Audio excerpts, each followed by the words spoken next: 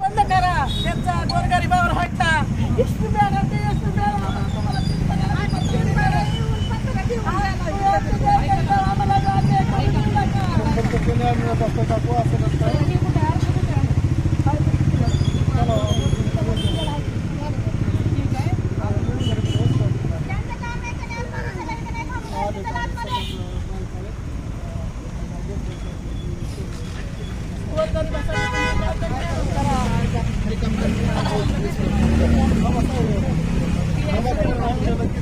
आज आपण एसपी मॅडमला निवेदन दिलेलं आहे. काय मागणी आहे?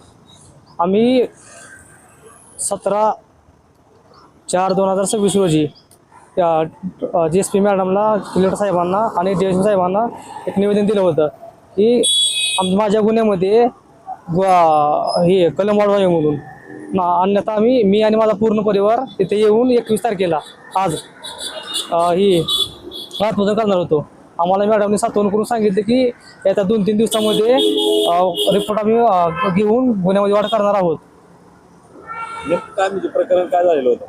प्रकरण नेमकं असं झालं होतं की मी आणि माझा भाऊ घरी होतो आणि 5/4/2026 रोजी संध्याकाळी 9:30 ते 10च्या सुमारास मला फोन आला की अशा आमच्या कार्यकर्त्याच्या मुलाला काही पोरं घाटशिडी पार्किंगमध्ये मारत आहेत.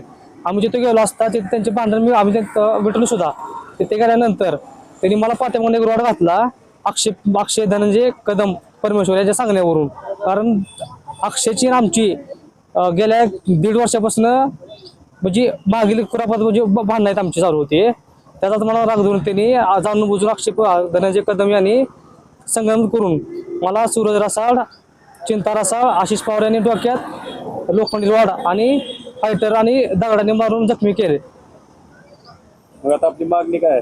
आमची मागणी, ज्यावेळेस मी इथं तुझा धाराशिव सिव्हिल ॲडमिट होतो त्यावेळेस माझा जॉब घेण्यासाठी कामतकर साहेब आले होते आणि त्यांनी मला म्हणले की तू अक्षय कदम परमेश्वर याचं नाव घ्यायचं नाही. मी त्याला विरोध केला. त्यांनी तुळजापूर पोलीस स्टेशनचे पोलीस निरीक्षक PI मांजरे साहेब यांना फोन करून सांगितलं. त्याने देखील मला हेच म्हणले की तू अक्षय परमेश्वराचे नाव घेऊ नको. मी त्याला विरोध केला असता त्यांनी जाणून बुजून FIR मध्ये घटनास्थळ नाव हे चेंज केलेलं आहे. आपली मागणी काय असणार? मागणी आता आमची मागणी एवढीच आहे की माझ्या गुन्ह्यामध्ये 01/72 या 2026 या गुन्ह्यामध्ये कलम वाढ करावी आणि आरोपींना लवकरात लवकर अटक करावी.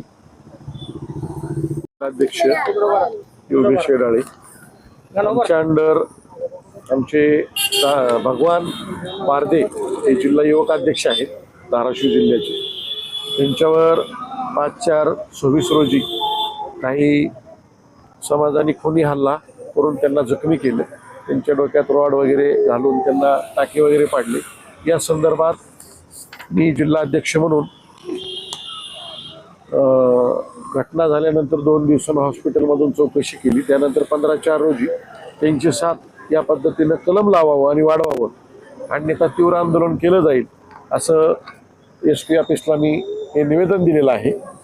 तसेच आज पोलीस अधीक्षक साहेब यांना गुन्हा रजिस्टर 172/2026 मध्ये जे तपास अधिकारी आहेत ते कामतकर पेट अंमलदार आणि दुसरे आहेत ते मांजरेकर साहेब हे मांजरे PI या दोघांनी या तपासापासून आमचं म्हणणं आहे की दूर राहून.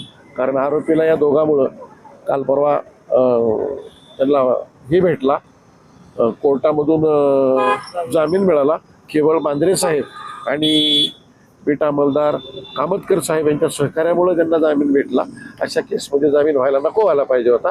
म्हणून आमच्या केसपासून या दोघांना थोडं दूर ठेवा आणि संबंधितावर लवकरात लवकर मेडिकल घेऊन 307 किंवा 325 किंवा 326 कलम वाढ करावं, अन्यथा बहुजन रहित परिषद रस्त्यावर आल्याशिवाय राहणार नाही.